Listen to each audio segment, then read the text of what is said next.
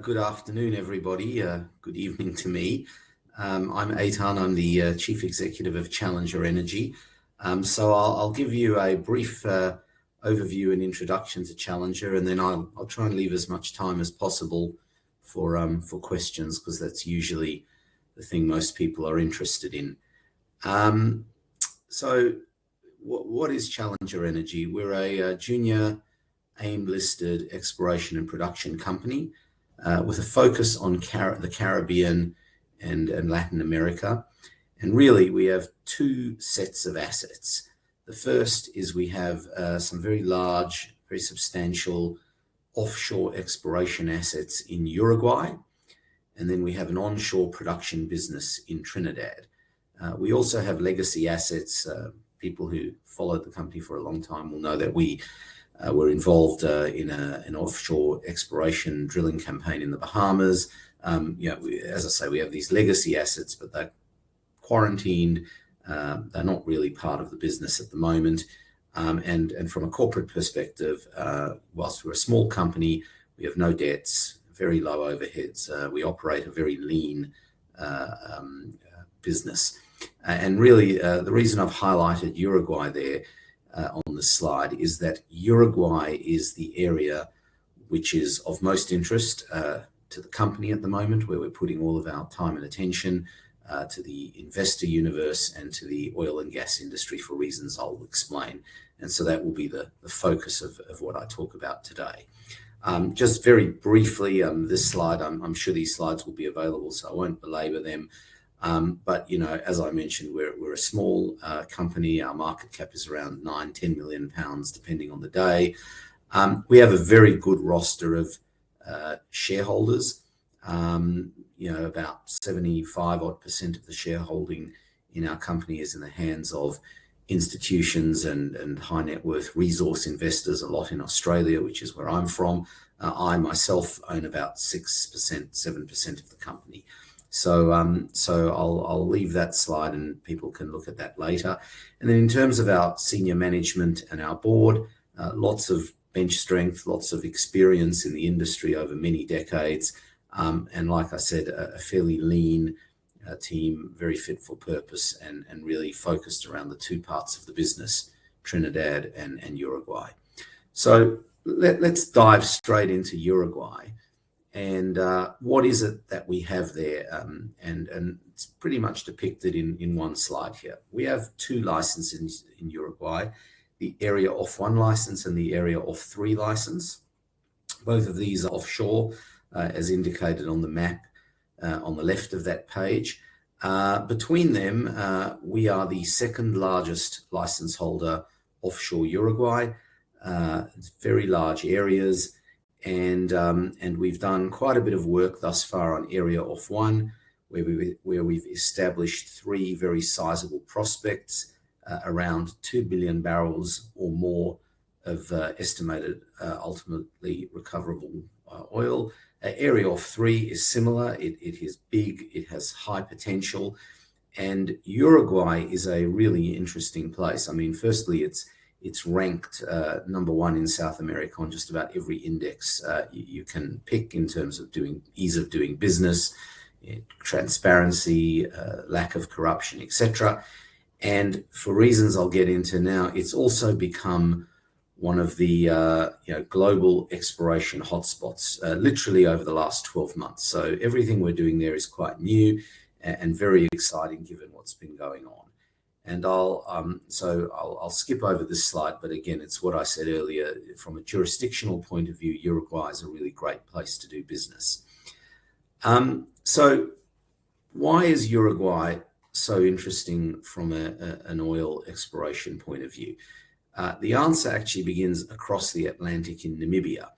And in early 2022, Total Energies and Shell, both oil majors, drilled wildcat exploration wells offshore Namibia and made very significant discoveries. In the case of the Venus well from Total Energies, that is now considered one of the biggest offshore discoveries ever. And what happened there is the source rock that was identified and is now proved to be producing source rock over on the Namibian side is the same source rock that is to be found on the South American side of the Atlantic margin, and in particular in the Uruguayan basins.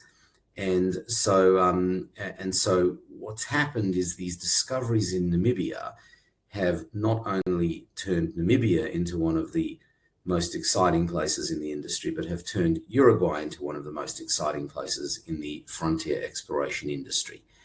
And you don't really need to take my word for it. You can just look at what's been happening. So in Namibia itself, you've seen this explosion in activity. So suddenly all the companies active there have accelerated work programs, have started drilling new wells, have brought forward seismic acquisition, and following closely behind that, you've seen a very significant uptick in terms of corporate actions. Large companies farming into assets, buying interests in assets owned by smaller companies and paying very substantial amounts to do so. So that's what's been happening in Namibia. And a similar thing is now evident in Uruguay and northern Argentina. So first up, you've seen a very strong uptick in activity. In Argentina, the acreage 1 well is scheduled to spud. That's now been approved. It should be spudding in the next couple of months. Seismic campaigns have kicked off. And there's been a renewed or a resurgence in field activity going on in northern Argentina. And in Uruguay, it's been even more pronounced. Now, in our case, in 2020, Challenger Energy bid for and was awarded the Area Off-1 license. And at that stage, there were no other license holders in Uruguay. We were the only license holder. And it was the middle of the pandemic, and most people looked at it and went, what is Challenger doing picking up a license in Uruguay? There were then the 2 discoveries in Namibia, and immediately after that, in May of 2022, we saw super majors start bidding for licenses in Uruguay, and 3 licenses were taken out then. Shell, Apache took out 3 licenses, and as compared to the bid that we made to secure our first license, they bid literally hundreds of millions of dollars worth of technical work to secure those licenses. 6 months later, in November of 2022, Shell and Apache and YPF, the Argentinian state-owned oil company, bid for the remaining licenses and picked those up, again with very sizable work programs. And there was 1 license left available in Uruguay, Area Off 3. And in June of this year, we made an application for that on a very modest basis and were awarded that license. And as I say, as a result, we have 2 licenses. We're the second largest license holder, but really fundamentally, we are the only junior license holder. All other licenses in Uruguay are held by majors and a national oil company. And the area has become, is fully licensed and work is commencing across Uruguay. So it really is a new global exploration hotspot. Now, when we saw all of that happening, what we decided to do was to accelerate our technical work program. And so over the last 7 or 8 months, we undertook a lot of technical work. And the upshot of all of that technical work is we identified 3 primary prospects on our license, on our Area Off-1 license area, Teru Teru, Anapero, and Lenteja, each individually a very large prospect, each backed by some very solid technical work. And in the case of Teru Teru and Anapero, AVO supported, which is a sort of a very significant technical aspect that lends a lot of confidence to the prospect. And on the back of all of this technical work, we were able to really define the prospects and the resource estimates for these 3 blocks.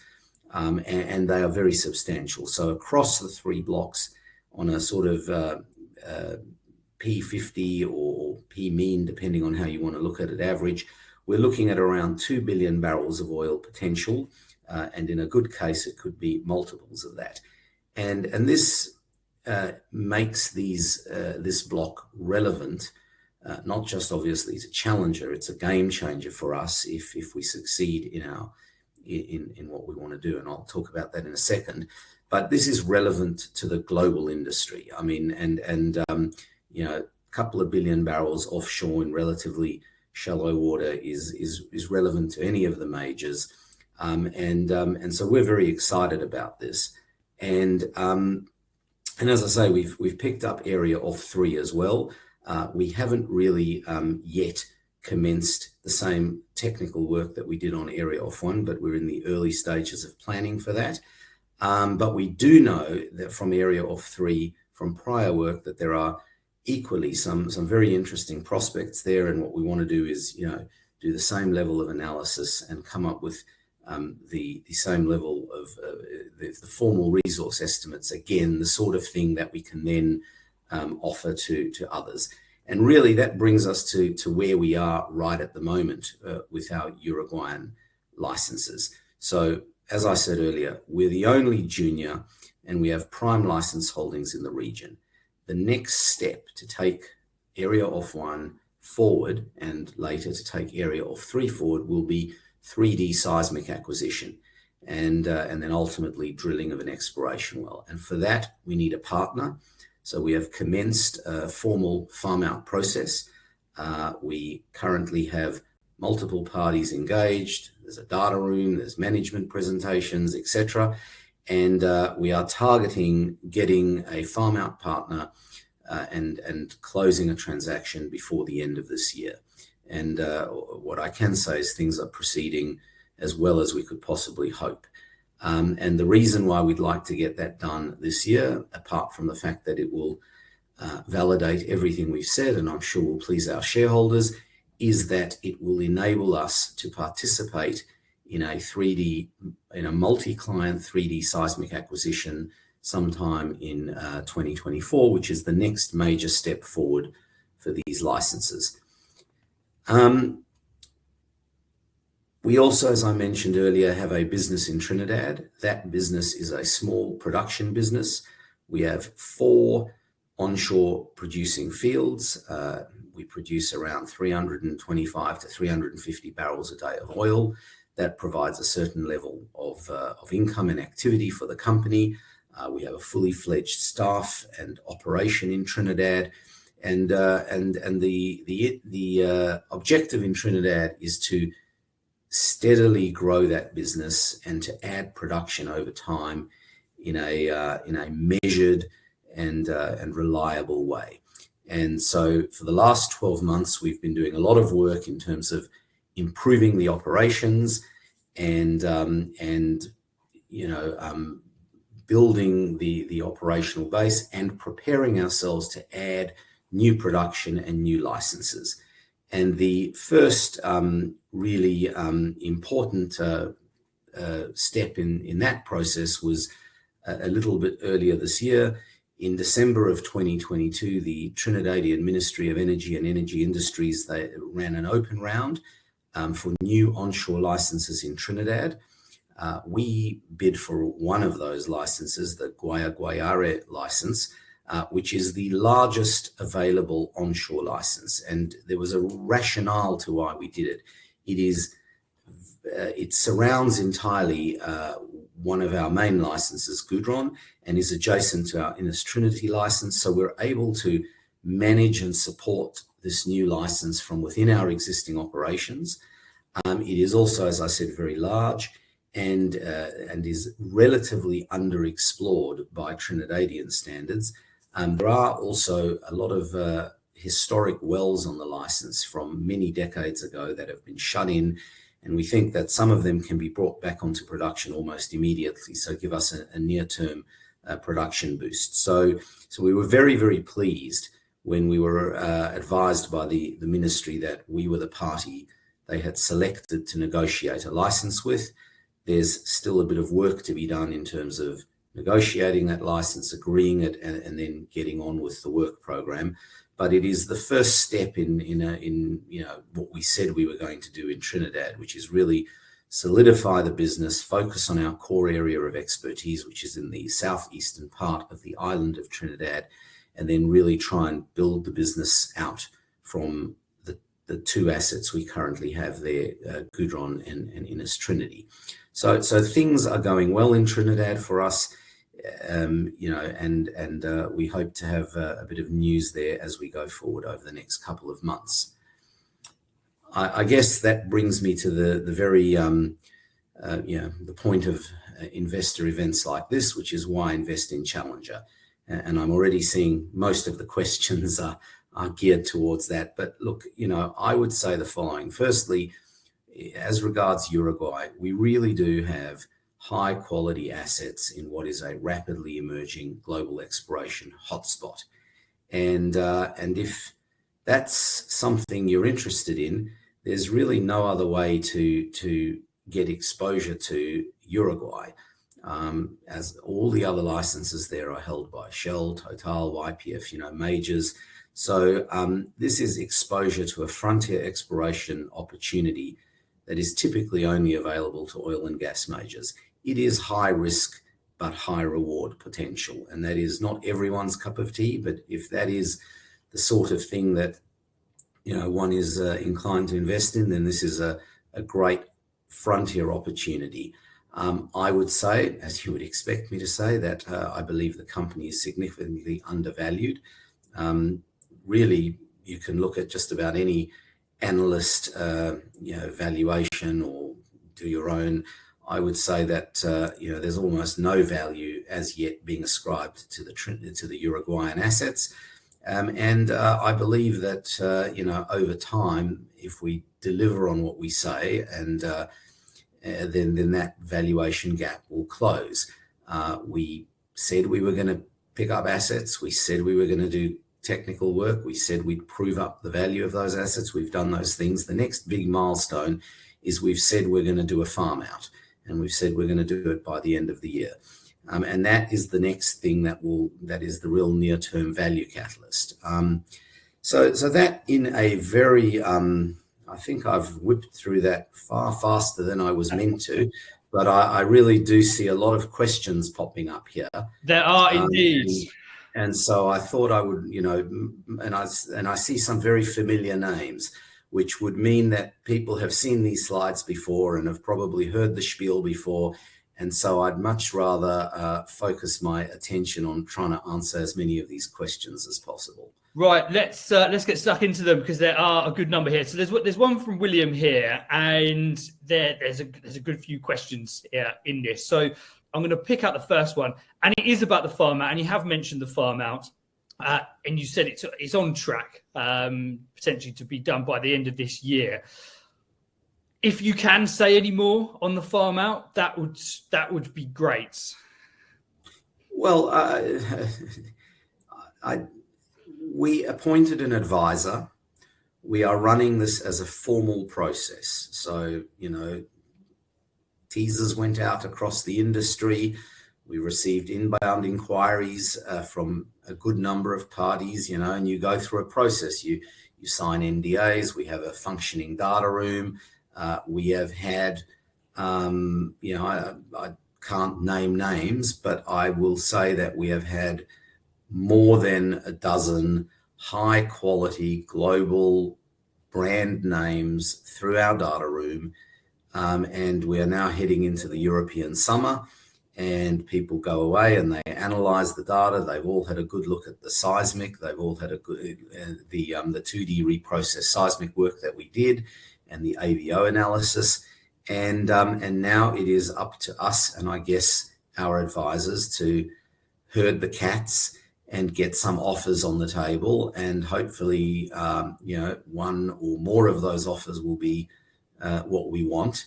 And then there's a process of negotiation. And, whilst it's only the end of, it's the end of July, and people will go, well, why then do we have to wait around until the end of the year? I mean, obviously, as soon as we do a deal, we do a deal. But, large companies have processes and procedures and new country entry policies and board approvals and what have you.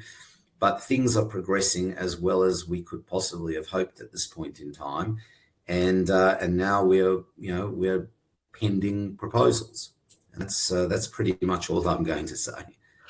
Thank you very much. There's another point here from William that suggests the possibility of a share consolidation. Note it says 9.5 billion shares in issue. Is that something that you've considered at all? Yeah, look, share consolidation is obvious in the sense that we have 9 billion shares and we're not even a penny stock anymore. We're a micro penny stock. Our share price is 0.08 of a p or something like that. So it would be an obvious thing to do. Share consolidations, for reasons, as far as I understand, as a sort of a corporate finance guy, it's just maths. You had 10, you now have 1, they were worth X, they now, but for whatever reason, share consolidations are extremely unpopular with retail investors. There are reasons why we might look at a share consolidation. I've said this before, I'm not sure everybody understands, but when you fall below a certain threshold, and in our case, in most cases below a 1p share price, you're actually, a whole bunch of potential investors are precluded from owning the stock. For whatever reason, they have a rule that says shareholdings must be for shares worth more than at least one penny. So, there are compelling reasons why we would do it. Equally, as I say, it's an incredibly unpopular thing. And the minute you raise it with brokers and what have you, they go, oh, you don't need to do it, just wait. So it's not on the agenda today or tomorrow or next week, but it's definitely something that comes up in almost every discussion with shareholders at the moment. And you'd have to assume that sooner or later, given the right opportunity, we'd probably do it just to make things tidier. There's no specific reason to do it, but I personally hate the idea that we have 10 billion shares. It would be nicer to be have less shares. Thank you very much. There's a question here from Alan that asks, where do you see the highest chance of success? Off 1 or off 3? Well, right at the moment, off 1, because we've done a lot of technical work on off 1. And we've identified the prospects. We've got a very good idea of what they look like. Off 1 is also adjacent to area off 3, which is the deep water block, outboard from off 1. And 2 of the prospects we've identified actually overlap the boundary of that block. So I think the best chance of success in the near term is with area off 1. On the other hand, area off 3, it's different to area off 1 in that there was previously 3D seismic shot on area off 3. So the technical understanding there's quite a bit better. And to one of the other questions I'm seeing, the area off 2 block was picked up by Shell. And the play that they are chasing there, presumably, that's the only play on area off 2. So presumably the play that they're chasing there actually extends well into the area off 3 block. So, the thought behind area off 3, and when we picked it up, was Shell have made a bid on area off 2. They've got a work program they have to execute over the next couple of years. We can sit there literally and do nothing for a few years, see how their work program turns out. And if they are successful, then it, by definition, means that, area off 3 suddenly becomes much more interesting and much more valuable. And then to just round off another question on area off 3, which is why didn't Shell therefore snap it up? Here is where opportunity fell our way. There are rules in Uruguay about how much acreage any one operator is allowed to have. And because Shell have area off 2 and then significant, 100% of one of the other blocks and 50% in tandem with Apache of area off 4, they actually maxed themselves out. And so we were watching what was going on, and we thought that someone else was going to come in and have a go at area off 3. But the bidders have to sort of register, and that's public information. And when we saw that in the May of 2023 bidding round, nobody else had registered, we were already pre-qualified because of area off one. So we were able to very quickly put together a bid and put it in, and ultimately got it. So that's what happened there. That's very interesting, as David notes here. Very, very interesting answer. So a question here from William, which is about the assets in Trinidad. Mentions that there's speculation that it may dry up, the production may dry up there. If you've got any comments on that, that would be great. And he also talks about the profitability in Trinidad. So if you could speak to that as well, that'd be fantastic. Okay. Well, I mean, Trinidad is one of the world's oldest oil producing places. I mean, they have some of the oil wells on our block are 60 or 70 years old. They've been producing oil in Trinidad for more than 100 years. Now, it is no secret that Trinidadian oil production is in decline. The whole apparatus of the oil industry in Trinidad, the National Oil Company, Heritage, and the ministry, it's all about how do we arrest the decline and potentially grow it. And they're looking at all sorts of things: enhanced oil recovery techniques, new fields, deeper prospects. Obviously, they have a substantial offshore business. So, it is declining, like any mature oil place, declines over time, but it's not going to run out any day now. I mean, it's been producing, as I say, for decades, and a lot of our wells have been on production for a very, very, very long time, and you get this very, very long tail of production, in these mature oil fields. So no, now, as I say, it's a challenge, a daily challenge, to manage these mature producing operations, not just for us, for all other participants in Trinidad. And anyone who tells you it's a walk in the park is lying to you. It's difficult work managing mature oil fields. But you can actually bank on the fact that day in and day out, these wells will continue to produce. And once they've passed their sort of peak decline, you'll get a very, very long tail of production. You then have to figure out, well, how do you enhance production? How do you get new oil, new production, etc.? In terms of the question on profitability in Trinidad, again, difficult. Trinidad has a very high government take. There are all sorts of taxes and charges, and you are required to sell all of your oil to Heritage, the state-operated oil company in Trinidad, and they take various things. Everything is in a sort of either a production sharing contract or a license regime where you're paying away bits and pieces. So in a net sense, you have to run your operations extremely efficiently in order to become profitable. And again, I speak not just for myself. You can look at any of our peers who also have production operations, and you'll see that margins are pretty thin. As regards Challenger Energy in particular, when we picked up these assets, we did so through a corporate acquisition in late 2020. They were in really bad shape, and I'll be the first to admit, far worse than even we did a pretty comprehensive due diligence at the time. Even then, the shape of the assets when we actually got them was a lot worse than we thought. We've worked pretty hard over the last 2 years now to get them back into a stable and break even, marginally profitable place. So I'm pleased that the operations now are producing very reliably. We have some vagaries and ups and downs to do with the rainy season and what have you, but they're producing very reliably. We've got the cost base under control. We're actually making a little bit of money out of the business in Trinidad, which is the first time it's done that, not just under our operatorship, but for a long time before under the previous owners.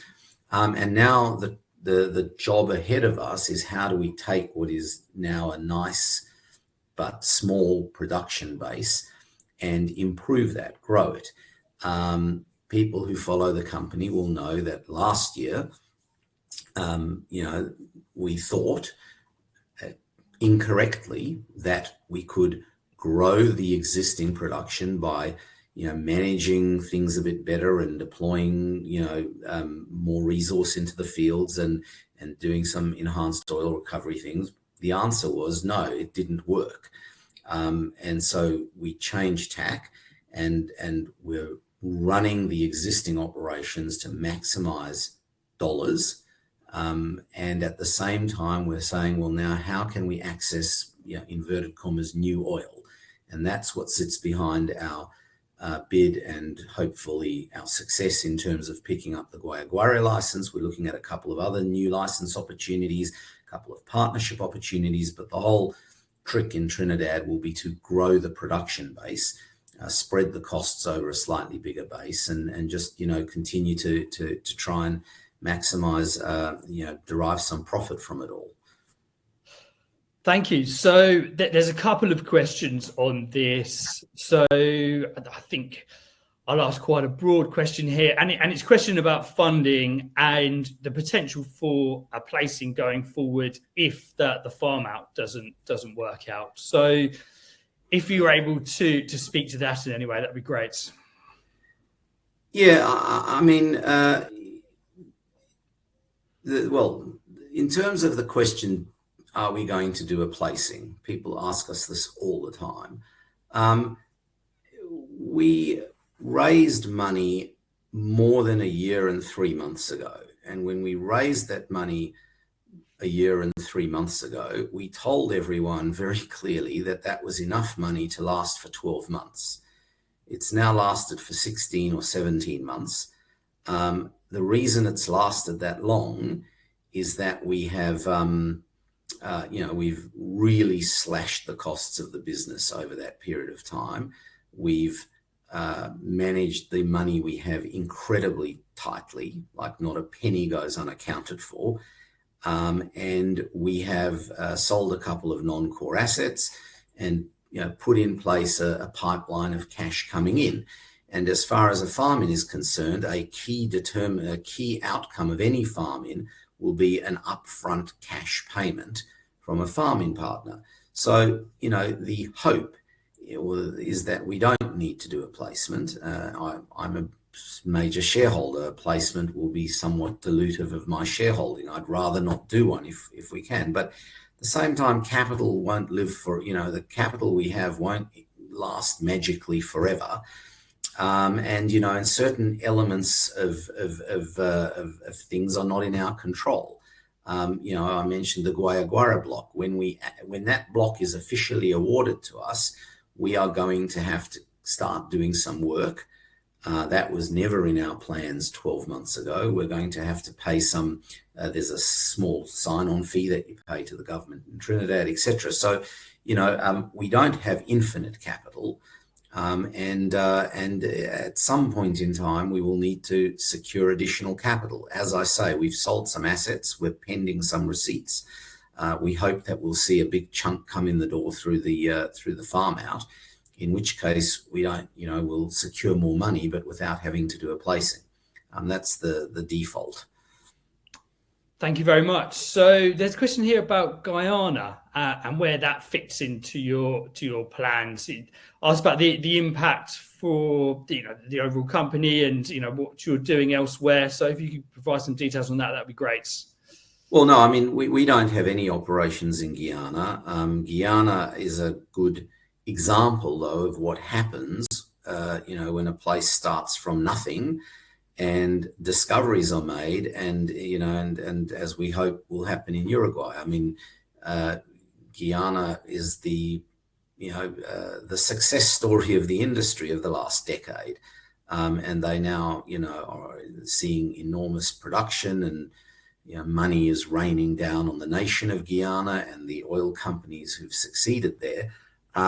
But no, we actually looked at a couple of opportunities there, but it's passed us by. I mean, we're small, and Guyana is now the place where very large oil companies with very large balance sheets are operating, and there's not much scope for a little company like us there anymore.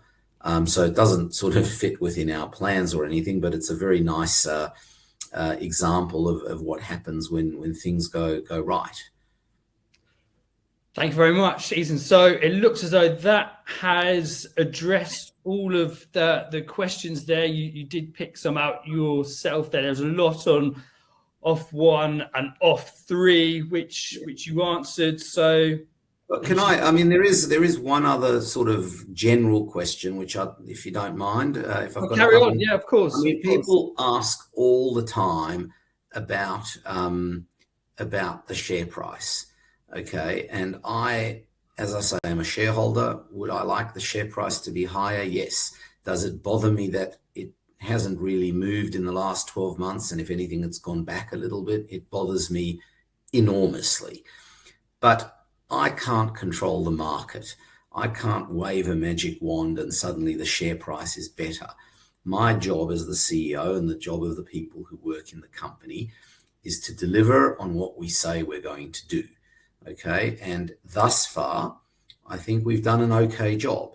As I say, I'm the first one to admit when we get things wrong. We thought we could do certain things in Trinidad that we tried. We applied ourselves to it. It didn't work out in terms of boosting production. And so we reassessed and we've rejigged the plan and the strategy there. But in general terms, in March of last year, I said to people, we're going to radically change the company. We're going to cut the cost base. We're going to raise money and deploy it here. It's going to last for 12 months. It's lasted a bit longer. We're going to do all these things. We're going to get after the assets in Uruguay, prove them up. Bit by bit, we've managed to do most of those things. And I, as a shareholder who's put, a large chunk of both my professional career and my personal net worth into this, I believe that sooner or later, if we continue to do these things, the market will correct itself. And at the same time, what I say to all people, who ask me, oh, well, should we buy shares in this company or not? I say to them, you have to understand this is high risk, high reward stuff. If we succeed in farming out Uruguay and there's a successful discovery eventually in Uruguay, everyone will go, oh my God, such geniuses. There is an equal chance that things don't work out. It happens.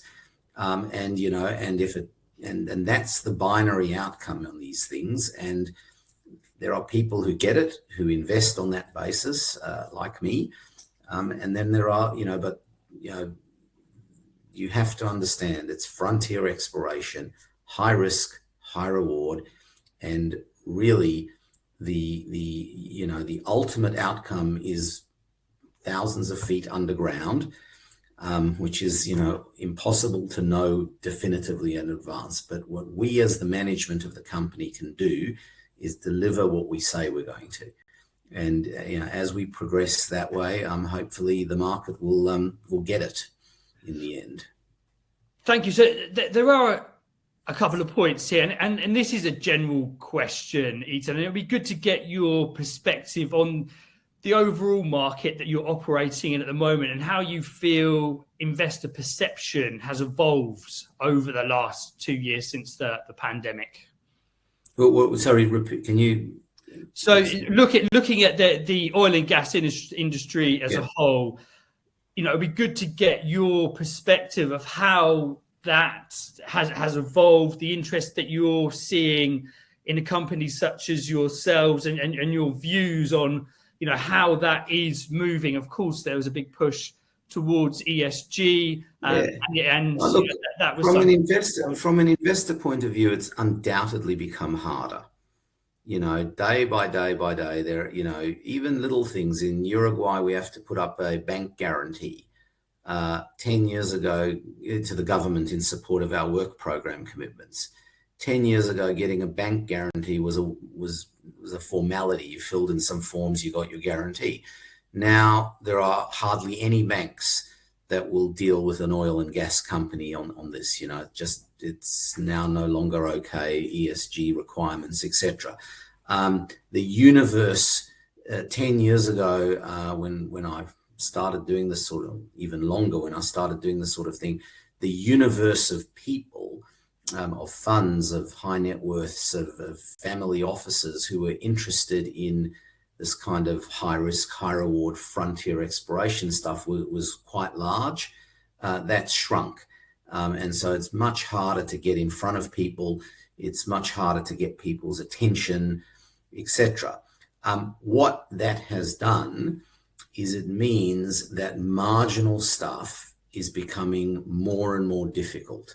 Okay. And that's, I guess, in our favor a bit in terms of Uruguay, because what we, the whole rationale of why we got into it is we saw licenses that have the potential, and we now think we've established that potential to be relevant, big. You need to be big. You need to have a big resource potential there. You need to have a big prospect inventory. You need to have a lot of running room. It needs to be something that really is relevant to the larger oil companies of the world and relevant to them as a source of capital or the capital markets. So smaller projects that 10 years ago you may have got up and running, not happening anymore. Things have to be big, material, and I guess relevant on an industry basis.